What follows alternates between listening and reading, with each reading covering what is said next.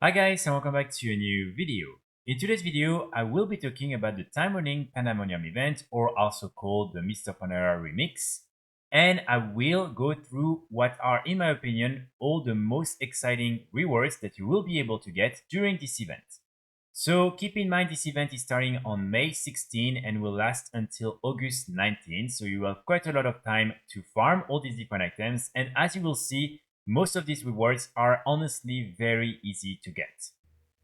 Okay, so let's start at number one with the different mounts that you will be able to get. First, there is the Reins of the August Phoenix. So this mount is really cool because this is a Recolor version of all the different challenge mode mounts you were able to get back in Mist of Pandaria and that have been removed from the game since then. So you will be able to get this really cool version, which in my opinion looks better than the other ones that we have in game. And you will be able to get it when reaching level 20 with a Timerunning character. So it means that probably in the next few hours after starting this event, you will be able to get this mount and you will directly be able to use it as a flying mount and hopefully maybe as a dragon riding mount in the event. So this is a really cool thing to start. So after that, we have another very cool mount, and this is the Reins of the Astral Emperor Serpent. So this is a Recolor version of Elegon, and this is a gold version, which in my opinion, I think looks super cool. So again, this one won't be too difficult. As you can see, you will need to get this achievement done, the Veil of Eternal Blossoms, and it will require you to complete two of the following achievements with a time runner. So you have the choice between looking for group Veil of Eternal Blossoms, where basically you need to do all the different group activities in the zone, also reaching Exalting with the Golden Lotus, reaching Exalted with the August Celestial, and also the Elusive Foes, which is basically just defeating 3 of the rare enemies in the Veil of Eternal Blossoms. So here my personal recommendations would be for you to do this one first because this is extremely easy. And then perhaps to try and get exalted with the Golden Lotus because basically normally in Mist of Pandaria you will be able to kill different type of rares and get exalted with the different reputations and factions super easily. So if it's the same, I would recommend you to do that because again, it's something you will be able to do super easily. But if, for instance, it's taking too long, you can always decide to do the looking for group and you will simply have to do all the different dungeons and the raid that are located in the zone, which is also pretty easy to do. Here again, I would recommend you to get the Addon rare scanner because as you can see when you go on the map, you will be able to see exactly where are all these different rares and for instance, where they are located. So for instance, if they're not static, you will be able to see where they move. Of course, normally keep in mind when you will go around the map on your mini map, you will have the indication that the rare is nearby. But I think this is a good way for you to track down these rares and kill them as fast as possible. So then next to that, you will also be able to buy 30 other Recolor versions of some of the models from Mist of Pandaria. And these ones you will directly be able to purchase them with bronze, so you don't need to unlock these different mounts through any achievements. Here, I'm not going to go through all of them because some of them are honestly pretty boring.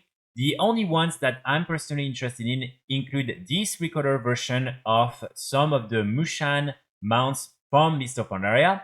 You also have 2 Recolor versions of the different mythic mounts from Garrosh, which I think are pretty cool. And then the last one that, in my opinion, is the most interesting one out of all these different Recolor versions is the Reins of the Little Red Riding Goat. So basically, this is just a normal version of the goat, but this is a very tiny version. So as you can see, it means that you will be able to ride this very tiny mount, which I think is super cute. Now, another category of items that I think a lot of you are going to be very excited about are all these different toys right here. So basically, these toys will allow you to get the effect from the legendary cloaks from Mist of Pandaria on your different characters. And as you can see, they will last for 8 hours each. So for those of you who are not really familiar with that, as you can see, these are all the different effects that from time to time will just appear on your character when you would have the legendary cloak equipped. And right now with the toy, you won't need the legendary cloak. You will simply need to activate the toy and then you will get these really cool things spawning on you. A good example, for instance, here, as you can see, these are the green wings, and these things are really, really cool. So in order to get these different toys, you will need to complete this achievement, Infinite Power, Infinite Power 12, and basically it will require you to gather 4,200 threads for the Cloak of Infinite Potential. So these different threads are pretty easy to get. Basically, you will be able to get some when looting mobs, opening chests, opening, for instance, the different cache of infinite treasures, flying through bronze orbs, and completing dungeons, scenarios, and raids. And as you can see, when you will reach level 65 to 70, the different threads that you will get are the epic ones that each time will add 12 stats. So you will need to get quite a lot of them, but again, this is something that on one character you should be able to do. And when you will reach 4,200 of these, you will be able to get this final achievement and all the different toys. Now, at number 3, I want to talk about 2 cosmetic items that I know a lot of you are super excited for, and these are the Chen Stormstout bamboo hat and this cloak version. So basically, this is the original bamboo hat from the cinematic for Mist of Pandaria that you will be able to get both as a hat and also as a back piece, which I think is super, super cool and something that players have been asking for quite a long time. And so again, in order to feel the full fantasy of Mist of Pandaria, I think this is really cool that you will be able to get this as a back piece. So again, you will be able to get both of them when completing this achievement right here, the Kunlai Summit. And similar to the other one we just saw, you will need to complete 2 of the following achievements with a time runner. First, you have the campaign, Kunlai Summit, that will require you to complete all the different storylines and quests in the zone. Then the tour Kunlai Summit that will require you to explore the zone, recover the treasures, and defeat all the different rare enemies. And finally, the looking for group, which is just a bunch of group activities you will need to do together, including the different, for instance, dungeons, the world boss, the raid, and also other group quests.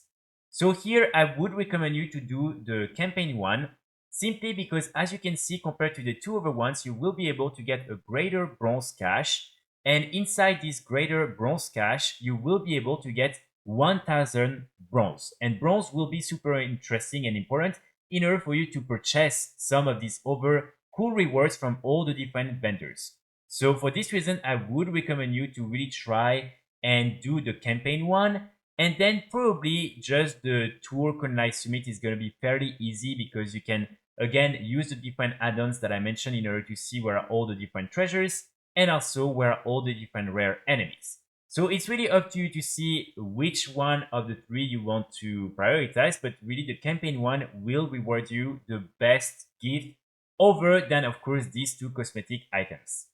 Now, after that, we have 2 different cosmetic sets that I think are going to be really, really nice for you to get. And these are these different sets right here. So first, you have the different guys of the Shado-Pan. And as you can see, you will basically be able to really get the full Shado-Pan set, including the really cool shoulder.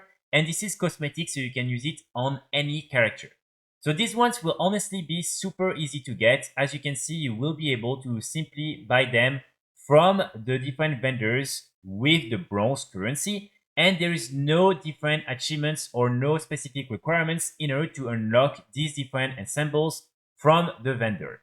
So really, these ones will be things you can get directly, and they're not really expensive, so normally you will be able to get them super easily. Then, of course, we also have the different Kor'kron Vestments, which are the similar appearances than the different Shaman set you were able to get back in the Siege of Orgrimmar raid. But the one thing that is interesting here is, first of all, you have different coloration for these different sets, and also these are cosmetic, so it means that you will be able to use them on any characters, so not only Shamans. And in my opinion, this one right here looks the best. So again, for these ones, you will simply need to get some bronze, and then you will be able to buy each of them for 2,500 bronze.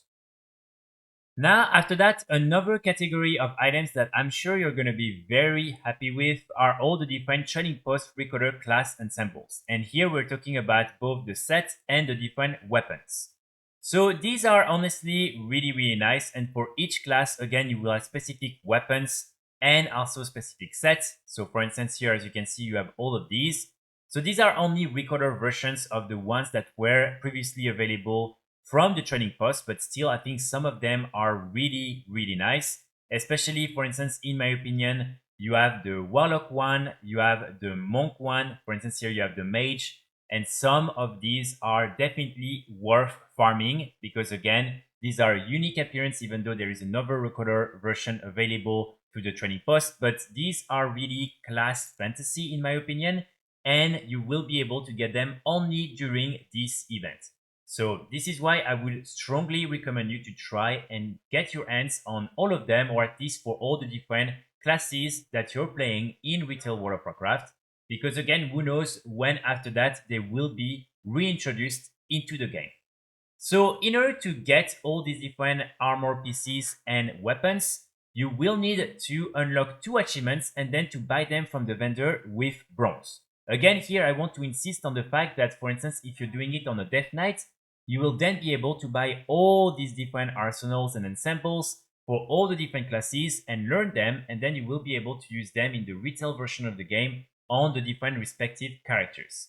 But in total, for one full set of gear and weapons, you will need to spend 7,000 bronze.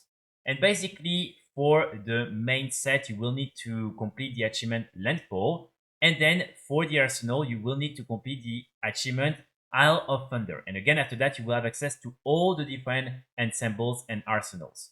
So these 2 achievements are very similar to the ones that we've seen until now. So first, for instance, for the Isle of Thunder, you will need to complete one of the following achievements with a time runner. There is the campaign, the elusive foes, and also the looking for group. So here, in my opinion, again, you should try to do the campaign because you will get the greater bronze cache, which will just give you more bronze, and you will need these bronze in order to buy all these different sets. But of course, for instance, the elusive foes is going to be very easy to do as well, but the looking for group is not so difficult as well. So again, here it's up to you to see, but I would recommend you to do the campaign one. Then we have the Landfall. So here you will need to complete 2 of the following achievements. So first you have the campaign, then you have the elusive foes, you have the Operation Shield Wall, and also the Dominance Offensive. Again, I would recommend you to do the campaign in the zone, the Krazaran Wilds, and then also the elusive foes, because this one is honestly pretty easy, and as you can see, there's only 6 rares that you will need to kill. And hopefully like that, you will be able to get this achievement done pretty easily. Finally, there are 2 other back pieces that I want to bring to your attention, and these are the Halfhill Farmer's Backpack and the Chen Stormstout Keg. So let's start with the Farmer's Backpack. As you can see, this one will actually include a chicken, a living chicken on the back piece, which I think is super cool and definitely the first time we're having an animal as part of a transmog back piece and gear in general. So I think this is really cool, and this is something that again will be perfect when you're having your time runner character. In order to get this back piece, you will need to complete the achievement Valley of the 4 Winds, and here you will need to complete 2 of the following achievements: the campaign, the looking for group, and also the tour Valley of the 4 Winds. So here I would recommend you to do the campaign one for the greater bronze cache, and then also the looking for group, because you will need anyway to do the different dungeons in order to unlock the different trinkets, rings, and everything for your character. And then also the world boss